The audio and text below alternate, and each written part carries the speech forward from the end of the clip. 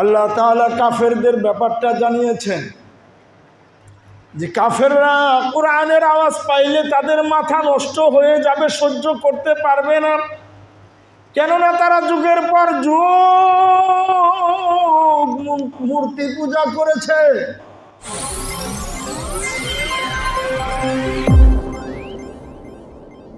আল্লাহ তাআলা বলেন, মা খালাকতুল জিন্না ওয়াল ইনসা ইল্লা লিয়াবুদুন। আল্লাহ রাব্বুল আলামিন বলেন, দুনিয়ার জমিনে আমি জিন এবং ইনসান এই দুইটা জাতিকে তৈরি করেছি শুধুমাত্র কেবলমাত্র আমি আল্লাহর গোলামি করার জন্য। অন্য কোনো উদ্দেশ্যে তাদেরকে দুনিয়ায় পাঠানো হয় না। আল্লাহ তাআলার শুধুমাত্র উদ্দেশ্য যে আমরা তার গোলামি করব। কিন্তু এখন এই গোলামির কথা বলে গিয়ে আমরা কিছু মানুষ মালিকও সেজে আছি, ঠিক কিনা? অনেক মানুষ গোলামির কথা ভুলে গিয়ে তারা এখন মালিক হয়ে আছে।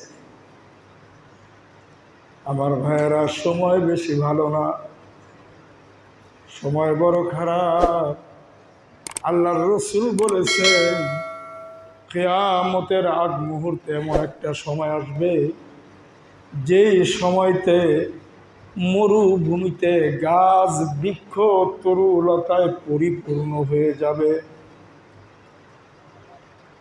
অকাল বৃষ্টিতে মক্কা মদিনা ডুবে যাবে।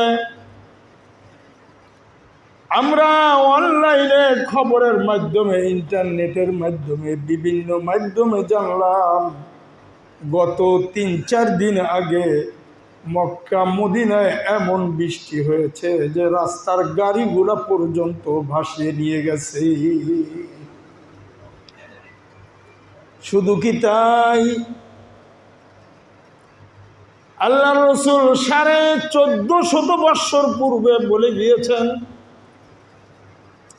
মরুভূমিতে গাছ বৃক্ষে পরিপূর্ণ হয়ে যাবে। এই 1400 বৎসর পর্যন্ত কোনো গাছগাছালি হয় নাই, কিন্তু এবছর থেকে লক্ষ্য করে দেখা গেছে গাছ বৃক্ষ মরুভূমি পরিপূর্ণ হয়ে গেছে এবং সে বৃক্ষগুলা এত দ্রুত গতিতে বেড়ে উঠতেছে, গাছ দেখে মনে হয় এবছরের গাছ, কিন্তু মনে হয় 2-4-5 বছর আগে হয়ে গেছে। এর মানে হলো দুনিয়ার হায়াত ক্রমশই শেষ হয়ে আসতেছে, আর সময় নাই। ইমাম মাহদী আসার সময় অতি সন্নিকটে, কিন্তু আমরা মুসলমান মনে করতেছি দুনিয়া কিয়ামত হইতে অনেক দেরি। আমাদের সামনেই অনেক ভাইয়েরা বলে, হুজুর কিয়ামতের দেরি আছে, অনেক দেরি, ওনাদের তুলনায় আমরা কিছু জানি না, এমনভাবে কথা বলে। অনেক দেরি তো বুঝলাম, ইমাম মাহদী দুনিয়ায় আসার পরেও কমপক্ষে 50 বছর দুনিয়া টিকে থাকবে। এখন বলেন তো, ইমাম মাহদী আসার পরে 50 বছর দুনিয়া টিকে থাকবে, কথা সত্য, কিন্তু ইমাম মাহদী আসলে কি আর কিয়ামতের বাকি আছে নাকি? কি বলেন? ইমাম মাহদী কেমন সময় আসবে? যে সময় মানুষগুলো যারা সৎপথে চলবে তাদেরকে দুশমন মনে করবে, সবাই তাদেরকে মিথ্যাবাদী মনে করবে যারা সৎপথে চলবে তাদেরকে, আর যারা খারাপ পথে চলবে, ভুল পথের যাত্রী হবে, তারা নিজেরা নিজেদেরকে সবচেয়ে বড় সত্যবাদী মনে করবে। তারা দলে ভারী হবে। এদের ভয়ে সৎপথের যাত্রী যারা, তারা কথাও বলতে পারবে না, কোরআন হাদিস বর্ণনা করতে পারবে না, বাধার উপরে বাধা দেবে। আল্লাহ তাআলা জানিয়ে দিলেন, কোরআনে কারীম যখন নাজিল করেছেন আল্লাহ তাআলা তখন আমাদেরকে এই কথাগুলো জানিয়ে দিয়েছেন, ক্বালাল্লাযীনা কাফারু লা তাসমাউ লিহাযাল কুরআন ওয়ালগাউ ফীহি লাআল্লাকুম তাগলিবুন। অন্যায় পথে চলেছে, জেনা ব্যভিচারী করেছে, খুন খারাপি করেছে, রাহাজানি করেছে। এজন্য কোরআনে কারিমের কথাগুলা শোনা মাত্র তাদের কলিজায় আগুন লেগে যাবে, মাথায় রক্ত উঠে যাবে, তারা সহ্য করতে পারবে না। তারা বলবে কোরআনে কারিম যেন কেউ পড়তেও না পারে, কেউ যেন শুনতে না পারে, তোমরা বাধা দাও। আর না হয় সেখানে ডোল ডাগুর বাজে কোরআনের আওয়াজকে নিমজ্জিত করে দাও। কন্যা নাউজুবিল্লাহ। এর মানে হলো আমরা বুঝলাম আগের যুগে কাফেররা কোরআনে কারিম তেলাওয়াতে বাধা দিত, ঠিক কিনা? বর্তমান যুগে আছে না নাই? এরা কারা বলেন তো? এরা আবু জাহেলের নাতি পুতি, আবু জাহেলের গোষ্ঠী। এরাই কোরআনে কারিম শুনতে বাধা দেয়, কারণ কোরআন শুনলে তাদের নেতৃত্ব থাকবে না, ঠিক কিনা? তারা যে চেয়ারে বসে আছে, চেয়ারে বসে থাকতে পারবে না, চেয়ারটা চলে যাবে। এই জন্য তারা বিভিন্ন মাধ্যমে লক্ষ্য করলে দেখবেন কোরআনে কারিমের মাহফিলে বিভিন্ন জায়গায় প্রতিনিয়ত বাধা দিচ্ছে, ঠিক কিনা? এই যে বাধা দেয়, তাদের ভয়ে আমরা অনেক সময় কথাও বলতে পারি না। কিন্তু মূল কথা হলো তারা মূলত আবু জাহেলের উত্তরসূরি,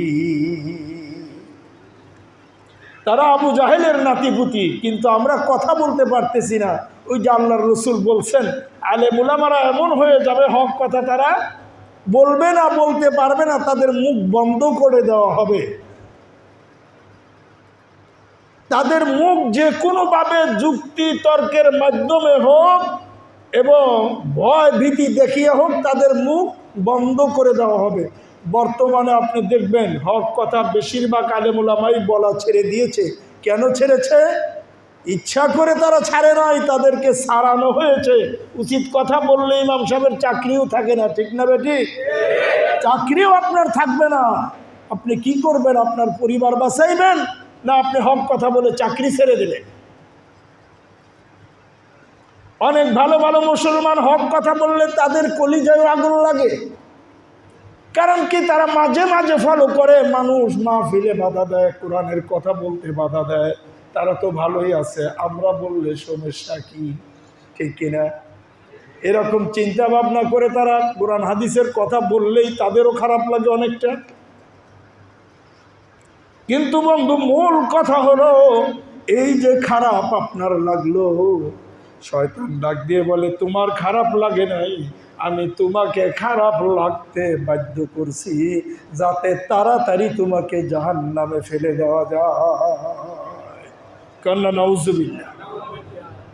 এই জন্য আমার ভাইয়েরা, আমরা সবাই মুসলমান, যে হাসি ঠাট্টা করে দিন কাটাইতেছি, এমনিভাবে দিন কাটাইতে গেলে লাস্ট মুহূর্তে দেখা যাবে ঈমানও গেছে, সবই গেছে। এই জন্য আল্লাহর রসুল বললেন, ক্বালান নবী সাল্লাল্লাহু আলাইহি ওয়াসাল্লাম, ইবতানিম খামসান ক্বাবলা খামসিন ওয়া শাবাবাকা ক্বাবলা হারামিক ওয়া সিহাতুকা ক্বাবলা সুকুমিক ওয়া গিনাআকা ক্বাবলা ফাকরিক ওয়া শুগুলিকা ক্বাবলা হায়াতিক। আল্লাহর রসুল বলেন, হে আমার উম্মতেরা শুনো, দুনিয়াতে পাঁচটা জিনিসের বিপরীতে তোমরা পাঁচটা জিনিসের মূল্যায়ন করো। কোন পাঁচটা জিনিস? এক নম্বরে হলো বার্ধক্য আসার আগে যৌবনের মূল্যায়ন করো। কন্যা সুবহানাল্লাহ। বার্ধক্য আসার আগে মানে বৃদ্ধ বয়স আসার পূর্বে তোমার যৌবন বয়সের মূল্যায়ন করো। কেন যৌবন বয়সের মূল্যায়ন আপনি করবেন? যৌবনের 1 বৎসরের ইবাদত আর বৃদ্ধ বয়সে 70 বৎসরের ইবাদত তাও সমান হবে না। কন্যা সুবহানাল্লাহ। এই জন্য আল্লাহর রসুল বললেন, ও আমার উম্মতেরা, তোমরা যৌবনে ইবাদত করো, কেননা যৌবনের 1 বৎসরের ইবাদত যদি কবুল হয়ে যায়, এটাই তোমার সারা জীবনের ইবাদতের জন্য যথেষ্ট হয়ে যাবে। কন্যা সুবহানাল্লাহ। যৌবনের এক ওয়াক্ত নামাজ যদি কবুল হয়ে যায় সারা জীবনের জন্য যথেষ্ট হয়ে যাবে। যৌবনের একটা সেজদা যদি কবুল হয়ে যায়, একটা সেজদায় তোমাকে আল্লাহ মাফ করে দেবে। কন্যা সুবহানাল্লাহ। যৌবনকালে এত দাম, যৌবনকালে 1 টাকা দান করলে 70 টাকা দান করার সওয়াব কে দেবেন? আমার ভাইরা, যৌবনের মূল্যায়ন আল্লাহ সবচেয়ে বেশি করবেন।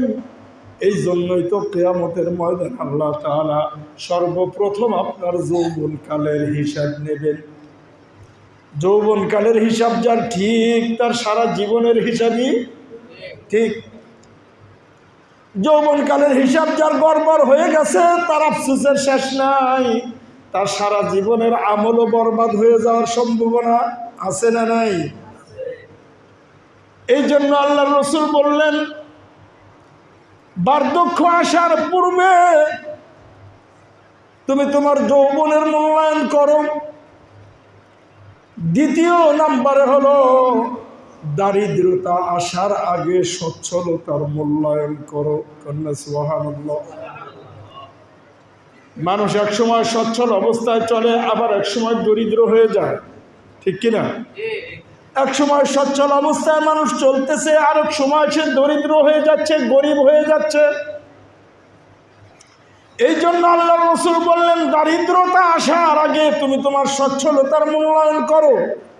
অথচ আমরা ভাবতেছি যৌবন বয়স, এখনো বয়স পুরা হয় নাই, 40-এর উপরে যায় নাই, এখনই মূল্যায়ন করার কি হলো? বাপ দাদার বয়স আসুক।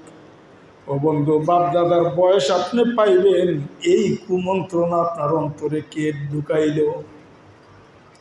অনেক সময় দেখা যায় বাপ ছেলে মারা গেছে, আছে না নাই?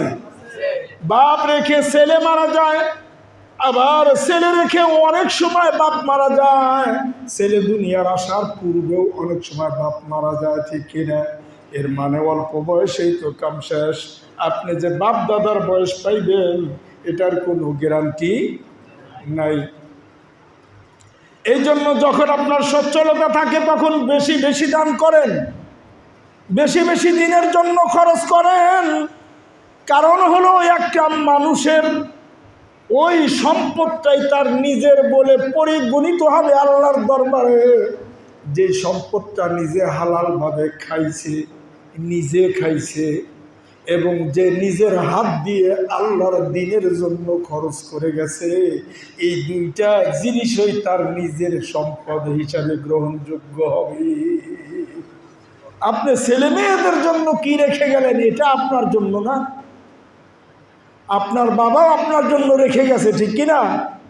আপনি আপনার সন্তানদের জন্য রেখে যাবেন, এটা কিছু দেখার বিষয় না। দেখার বিষয় হলো আপনি হালালভাবে নিজে কি খাইলেন আর আল্লাহর দ্বীনের জন্য দুনিয়াতে কতটুকু খরচ করলেন, এটাই হলো আল্লাহর কাছে দেখার বিষয়। অথচ আমরা ভাবতেছি বয়স হোক, 70-80 পার হয়ে যাক, তারপরে না হয় আল্লাহর জন্য একবারে কিছু দিয়ে দেব। ও বন্ধু, আপনি কি বলতে পারবেন ওই সময় আপনার দেওয়ার মন মানসিকতা থাকবে কিনা? কেননা সারা জীবন মানুষ যেই রাস্তায় চলে, শেষ পর্যন্ত ওই রাস্তায় চলতেই তারা অভ্যস্ত হয়ে যায়, ঠিক কিনা? এই জন্য আমার ভাইয়েরা, আল্লাহর রাসূল বললেন, দারিদ্রতা আসার আগে সচ্ছলতার মূল্যায়ন করো, আর ব্যস্ততা আসার পূর্বে অবসরের মূল্যায়ন করো। এর মানে হলো ব্যস্ততা আসার পরে আর মানুষ সময় থাকে না, মানুষ ব্যতিব্যস্ত হয়ে যায়, একটা করতে গিয়ে আরেকটা ভুল করে ফেলে, আরেকটা করতে গিয়ে আরেকটা ভুল করতে ফেলে। এজন্য আল্লাহর রাসূল বললেন, তোমার ব্যস্ত হয়ে পড়ার পূর্বে এখন তুমি অবসর আছো, অবসরে বেশি বেশি আল্লাহর ইবাদত করো। কন্যা সুবহানাল্লাহ। অবসরে বেশি বেশি আল্লাহর ইবাদত করো, কেননা এমন সময় আসবে তুমি ছেলে মেয়ে লালন পালন করতে গিয়ে তুমি ইবাদতের সময়ও পাবে না। এরকম আছে না নাই? অনেক মানুষ দেখি তারা সারাদিন এমন পরিশ্রম করে, সকাল থেকে শুরু করে রাত 10টা 11টা 12টা পর্যন্ত পরিশ্রম করে, কিন্তু তখন এসে আর ইবাদত করার মতো মন মানসিকতা থাকে না। ঠিক না ঠিক? তখন ইবাদতের মন মানসিকতা থাকে না, কারণ তখন ঘুমের সময়। চিন্তা করে যদি এখন না ঘুমাই তাহলে সকাল থেকে আবার কাজ শুরু করতে পারবো না, কি খাবে আমার ছেলে মেয়ে। অথচ ছেলে মেয়ে পালাও কিন্তু ছিল ইবাদত। আপনি হালাল ভাবে রুজি রোজগার করে ছেলে মেয়ে লালন পালন করবেন, এদের পিছনে যা খরচ করবেন আল্লাহ তাআলা আপনার আমলনামায় সবটুকু সদকায়ে জারিয়ার সওয়াব দিয়ে দিবে। ছেলে মেয়ে লালন পালন করা কত বড় ইবাদত, চিন্তা ভাবনা করছেন আপনি? সদকায়ে জারিয়া কি চারটিখানি ব্যাপার? সদকায়ে জারিয়া হলো ওই বস্তু আপনি দুনিয়ার জমিনে খরচ করে গেছেন, এই খরচটা আপনার কিয়ামত পর্যন্ত কবরে শুয়ে শুয়ে সওয়াব পাইতে থাকবেন। কন্যা সুবহানাল্লাহ। কিন্তু এখন দেখা যায় বর্তমানে আমাদের অবস্থা এরকম, ছেলে মেয়ের পিছনে খরচ করলে নিজের খাহেসাত পড়া করার জন্য ছেলে মেয়ের পিছনে 10 টাকা খরচ করেছি, নিজের খাহেসাত পুরার জন্য 500 টাকা খরচ করি, আছে না নাই? তাও আবার অন্যায় ভাবে ন্যায় পথে না। ও বন্ধু, এই জন্যই তো আল্লাহর রাসূল বলেছেন ব্যস্ততা আসার পূর্বে তুমি অবসরের মূল্যায়ন করো। মৃত্যু আসার আগে তুমি তোমার হায়াতের মূল্যায়ন করো, কেননা মৃত্যু যখন আসবে তখন তোমার আর কিছুই করার থাকবে না। হায়াত আল্লাহর পক্ষ থেকে তোমাকে নিয়ামত হিসেবে দেওয়া হয়েছে। এই নিয়ামত পাওয়ার পরে তুমি যদি কৃতজ্ঞতা প্রকাশ না করো তাহলে তো তুমি এমনিতেই নাফরমান। ঠিক কিনা? এমনিতেই তুমি আল্লাহর নাফরমান। এই জন্য বলা হয়েছে মৃত্যু আসার আগে তুমি তোমার হায়াতের মূল্যায়ন করো। যেই সময়টুকু দুনিয়ায় পেয়েছো ইবাদতে কাজে লাগাও, আল্লাহর গোলামিতে লাগিয়ে দাও। যদি তুমি আল্লাহর গোলামিতে লাগিয়ে দাও তাহলে আল্লাহ খুশি হয়ে যাবেন, আর আল্লাহ যদি খুশি হয়ে যায় তোমার দুনিয়ার কল্যাণ আখিরাতেও কল্যাণ ঢেলে দিবেন তিনি কি? আমার ভাইয়েরা, এই জন্য আল্লাহর রাসূল আরো বললেন, ক্বালান নবী সাল্লাল্লাহু আলাইহি ওয়াসাল্লাম ইন্না ফি ইবনি আদম মুদগাতান ইযা সালুহাত সালুহা সাইরু জাসাদিহি ওয়া ইযা ফাসাদাত ফাসাদা সাইরু জাসাদিহি আলা ওয়া হিয়াল কলব।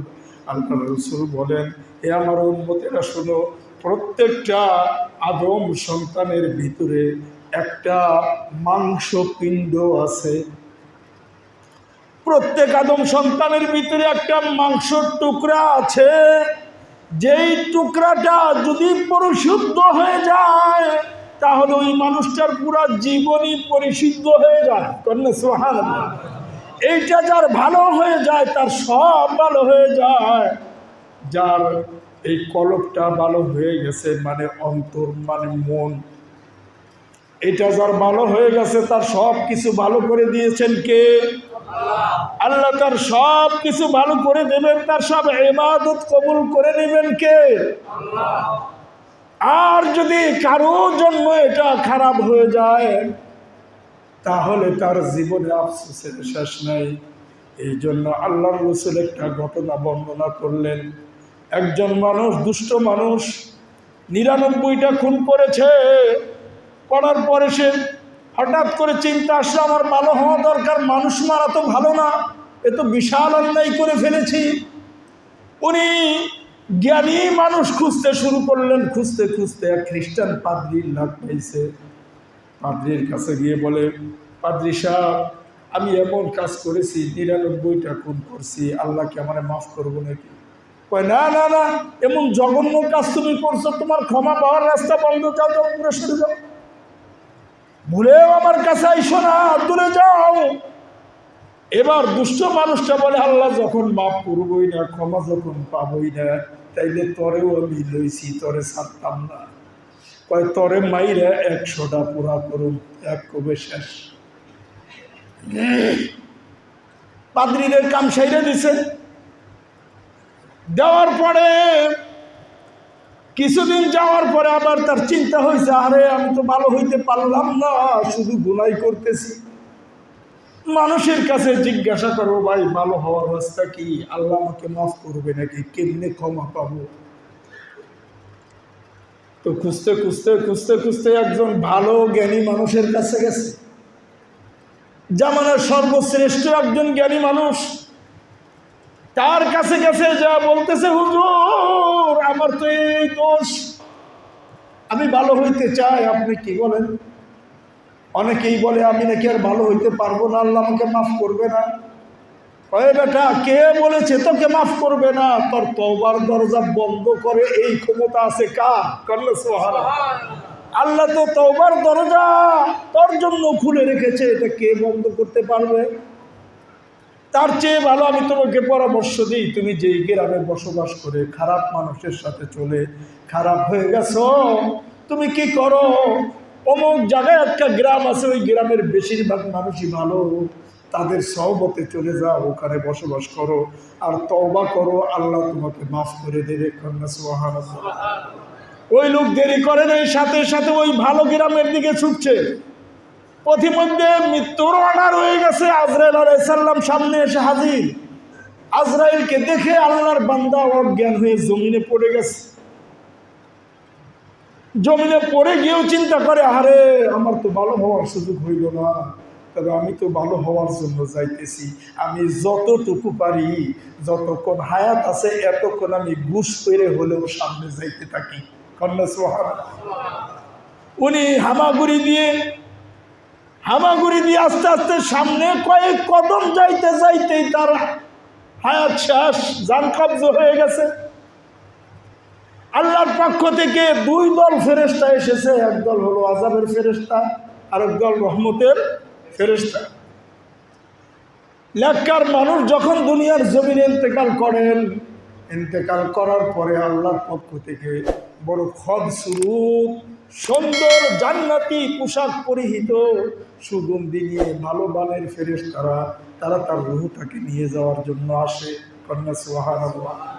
আর যখন বদকার মানুষ ইন্তেকাল করে, বদসুরত কুসরি চেহারার ফেরেশতারা জাহান্নামের দুর্গন্ধময় জিনিস নিয়ে তারা ওই বদকার মানুষের রূহটা নেওয়ার জন্য আসে। দুনো দল এসে হাজির, একদল বলে জান্নাতে, আর একদল বলে না, সে সারা জীবনে একটা ভালো কাম করে নাই, খালি মানুষ মারছে, পরে জাহান্নামে লয়ে যাবো। দুই দল ঝগড়া বিবাদ লেগে গেছে। আল্লাহর পক্ষ থেকে আল্লাহ ফেরেশতা পাঠাইছে তৃতীয় একজন, সে আইসা ফায়সালা করতেছে, এখান থেকে মাপো তার বাড়ি পর্যন্ত, আর সে যেখানে যাইতেছিল ওই পর্যন্ত মাপো, যেই দিকে তার মাপেরই বেশি হবে সে সেই দিকে যাবে। কন্যা সুবহানাল্লাহ। এবার বাড়ির থেকে লাশ পর্যন্ত মেপেছে, লাশ থেকে আবার যেই গ্রামে যাইতেছিল এই গ্রাম পর্যন্ত মেপেছে। দেখা গেছে উনি পরে যাওয়ার পরে যে দুইটা গড়ানি দিয়েছিল যে আমি সামনেই যেতে থাকবো, এই চেষ্টার ফলে সে সামান্য কিছু অংশ এই গড়ানির জায়গাটুকু একটু বেশি চলে গেছে। সাথে সাথে আল্লাহর পক্ষ থেকে ফায়সালা হলো, আমার বান্দা তো তওবা করার উদ্দেশ্যে যেতেছিল, যেহেতু রাস্তা একটু বেশি এসে পড়েছে, এই জন্য আমার এই বান্দাটাকে জান্নাতে নিয়ে যাওয়া হোক। আমার ভাইয়েরা, আল্লাহ তাআলা আপনার মনের অবস্থা জানেন, মনের সব কিছু জানেন, আপনার মনে কি চায় এটা জানেন কে? এই জন্য নিয়ম হলো আপনি শুরু থেকে মৃত্যু পর্যন্ত অন্তরে এটা থাকতে হবে, আমি আল্লাহর রহমতে ভালো হয়ে মৃত্যুবরণ করব, খারাপ কাজ করব না, খারাপ পথে চলবো না, খারাপ কাজে যাব না। এরপরেও যদি শয়তানের ওয়াসওয়াসায় আপনার অনিচ্ছায় কোনো গুনাহ হয়ে যায়, সেই গুনাহটা মাফ করে দিবেন কে? আল্লাহ ওই সকল গুনাহগুলো মাফ করে দেবেন। এই জন্য আমার ভাইয়েরা, সময় বড় ভালো না, সময় বড় খারাপ, সময় বড়ই খারাপ। দেখছেন নি তাপমাত্রা? আল্লাহ তাআলা বলেছেন, আমার বান্দারা এমন একটা সময় আসবে তোমাদের উপরে কষ্ট, আযাব, গজব শুরু হয়ে যাবে, কিন্তু তোমরা দোয়া করবে পরিত্রাণ পাওয়ার জন্য, আমি তোমাদের দোয়াও কবুল করব না। বাস্তব প্রমাণ দেখেন, আমরা ছোট সময় কিন্তু ইস্তেসকার নামাজ পড়েছি। এখানে আসেননি কেউ যে ইস্তেসকার নামাজ পড়ছেন? আসেননি এরকম? আলহামদুলিল্লাহ একজন আছে, যা হোক 2-4 জন হয়তো আছে। হ্যাঁ, এটাই বাই করছে। আমরা ইস্তেসকার নামাজ পড়েছি, দোয়া করার সুযোগ হয় নাই। হাত তুলতে দেরি, মাগার বৃষ্টি চাপ দিয়ে ধরে সকলকে ভিজিয়ে দিতে দেরি করে নাই। ঠিক না বেঠিক? দেখছেন কিনা যারা নামাজ পড়ছেন? আমি আমার জীবনে একবার পড়লাম, কাজী হেকিম অলিউল্লাহ আমাদের এলাকারই, ওনার মূল বাড়ি হলো কুমিল্লা। স্বাধীনের আগে আমাদের দেশে যে বাড়ি করছিলেন, বড় আল্লাহওয়ালা ব্যক্তি ছিলেন। উনি নামাজ পড়াইলেন সকলকে ডেকে নিয়ে। আমরা সালাম ফিরিয়ে খুতবা শেষ করে সবে মাত্র হাত তুলেছি, উনি রব্বানা যালামনা এরকম বলতেছে। এতটুকু বলার সাথে সাথে এমন বৃষ্টি শুরু হয়ে গেল, বাড়িতে আসার পরে একজনের কাঁপাকাঁপি শুরু হয়ে গেছে। করলে সুবহানাল্লাহ। এমন অবস্থায় বৃষ্টি হতো ইস্তেসকার নামাজ পড়লে, মানে দেরি নাই, সাথে সাথে কাজ। কিন্তু দেখেন বর্তমানে জবরদস্ত আলেম উলামা, আসলেই তারা জবরদস্ত। তারা কোনো পথভ্রষ্ট মানুষ না, হকের উপরে তারা কায়েম আছে যতটুকু জানি। এই মানুষগুলা এবছর নামাজ পড়তেছে, কয়েক জায়গায় নামাজ পড়া হয়েছে, কোনো জায়গায় বৃষ্টির নমুনা নাই। এখন বলেন তো, আল্লাহ যে বললেন তোমরা সাহায্য চাইবা কিন্তু আমি সাহায্য করব না, সেই সময় আইছে কিনা? আর আল্লাহ বলেছেন কিয়ামতের আগ মুহূর্তে। এখন বন্ধু, আপনারা যদি মনে করেন কিয়ামত আসতে অনেক দেরি, এরকম যদি কেউ মনে করেন, আমাদের করার কিছু নাই, বলারও কিছু নাই। কষ্ট আপনাদেরও হবে, আমাদেরও হবে। তবে মনে রাখবেন, আপনাদের চেয়ে কষ্টটা আমরা একটু বেশি সহ্য করতে পারবো। ঠিক কিনা? আপনাদের চেয়ে কষ্টটা আমরা একটু বেশি সহ্য করতে পারবো, কারণ যারা উলামায়ে কেরাম তাদের সবর এবং ধৈর্য অনেক বেশি। কে দিয়েছেন?